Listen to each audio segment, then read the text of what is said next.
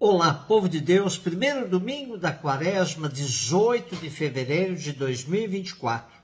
Nossa reflexão de hoje é a partir de Gênesis 9, de 8 a 15, primeira carta de Pedro 3, 18 a 22 e Marcos 1, de 12 a 15.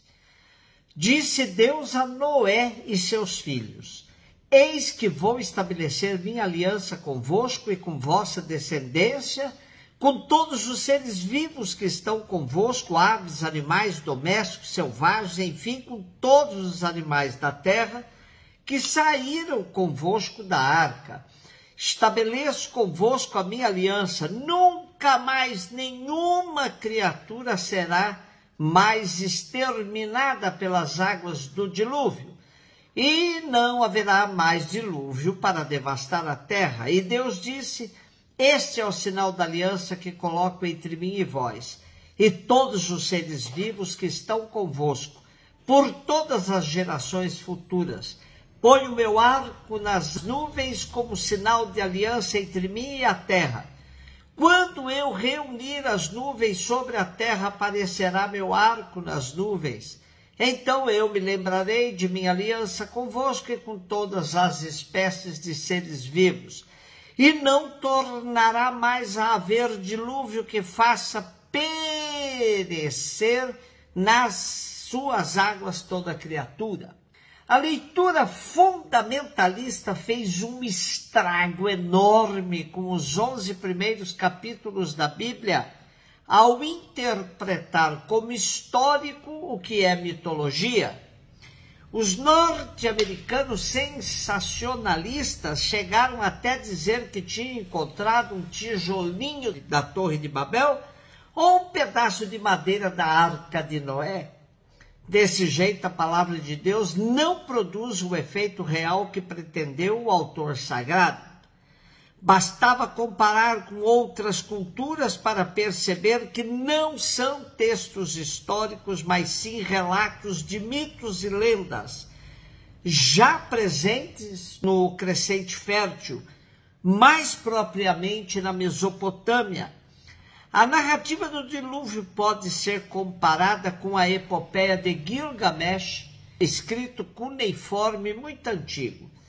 Grandes enchentes de rios são comprovadas pelos estudos arqueológicos e seguramente os autores de Gênesis serviram destes fenômenos, bem como dos relatos míticos e lendários já existentes. Mas, para mostrar a presença atuante de Javé na história da humanidade, essas enchentes eram localizadas, mas com o mito ela cresce e se torna uma catástrofe de alcance universal. Hoje nosso texto já é pós-dilúvio. Noé e sua família já desceram da arca. Parou de chover, terra firme agora.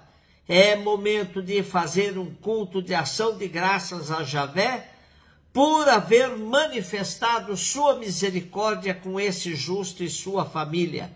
Da parte de Javé vem a promessa que não mais castigará a humanidade de maneira tão radical. Trata-se de um tema magnífico, esse texto extremamente ecológico, pois Javé inclui na aliança a defesa da casa comum. Vejamos, disse Deus a Noé e a seus filhos: Eis que vou estabelecer minha aliança convosco e com vossa descendência, com todos os seres vivos que estão convosco, aves, animais domésticos e selvagens, enfim, com todos os animais da terra que saíram convosco da arca. Estabeleço convosco a minha aliança. Nenhuma criatura será mais exterminada pelas águas do dilúvio, e não haverá mais dilúvio para devastar a terra.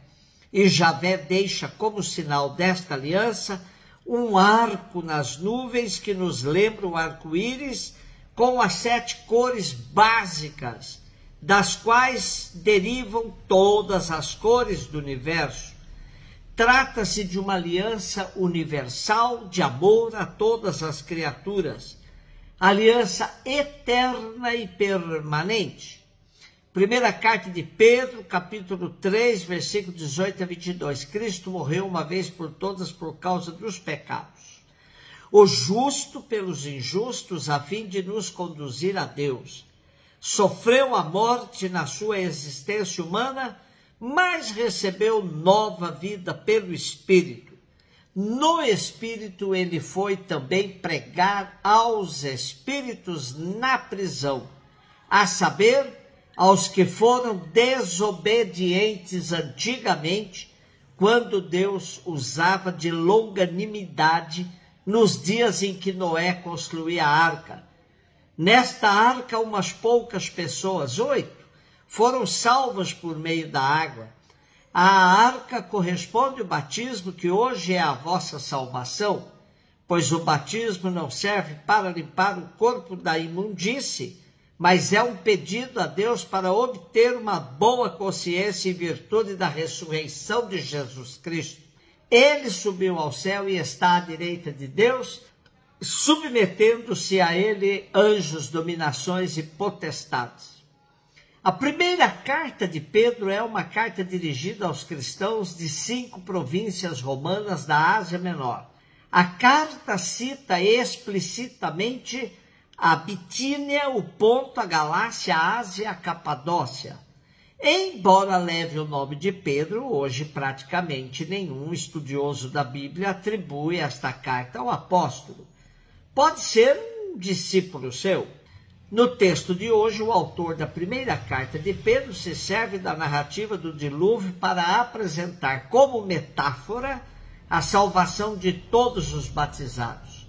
Assim como Noé e sua família foram salvos das águas, os cristãos, pelo batismo, passam pelas águas e renascem para uma vida nova. No batismo, afogamos os nossos pecados, mas ressurgimos salvos como Noé e sua família. É um recomeço em novos moldes de existência. A narrativa do dilúvio tenta recuperar o paraíso perdido. Trata-se de uma nova chance que Javé dá a toda a humanidade. Renovação da aliança com Deus. Marcos 1, 12 a 15. O Espírito levou Jesus para o deserto, ele ficou no deserto durante 40 dias e aí foi tentado por Satanás. Vivia entre os animais selvagens e os anjos o serviam. Depois que João Batista foi preso, Jesus foi para a Galiléia pregando o evangelho de Deus e dizendo: o tempo já se completou e o reino de Deus está próximo. Convertei-vos e crede no evangelho. Da mesma forma que o relato do dilúvio não é uma descrição histórica, o quadro criado por Marcos para apresentar os inícios da missão de Jesus é profundamente simbólico. Deserto, 40 dias, Satanás, companhia de animais selvagens, anjos servindo a Jesus. Ouçamos o nosso texto de hoje.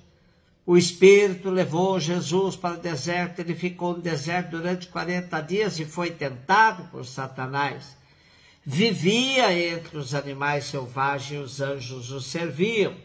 Depois que João Batista foi preso, Jesus foi para a Galiléia pregando o evangelho de Deus e dizendo: o tempo já se completou e o reino de Deus está próximo.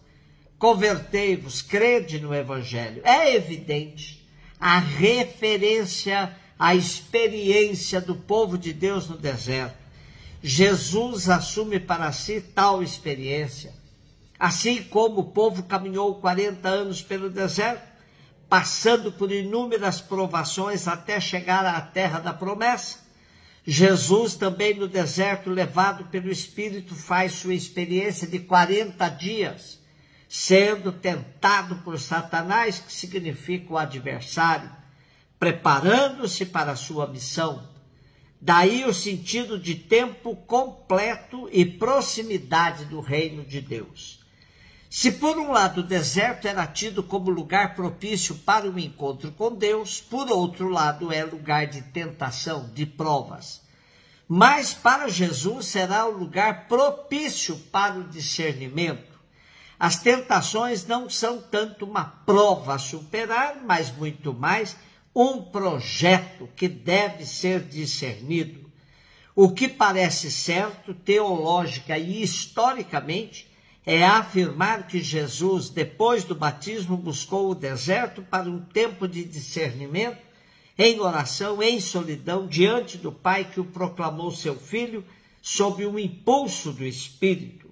De algum modo, teve de refletir e discernir sobre qual seria seu estilo de messianismo, que deveria assumir para sua missão em vida pública. É um tempo de confronto interior, de crise. A crise põe à prova sua atitude frente a Deus. Como viver sua missão e a partir de que lugar?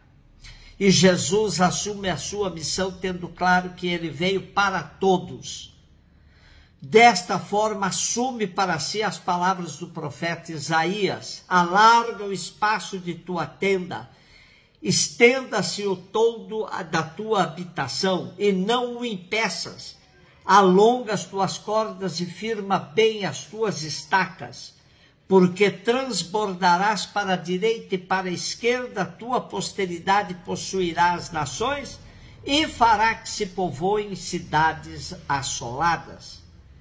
E com Jesus entendemos que alargar os espaços das nossas tendas significa que perante as várias formas atuais de eliminar ou ignorar os outros, sejamos capazes de reagir com um novo sonho de fraternidade e amizade social que não se limite a palavras. Um beijo no seu coração.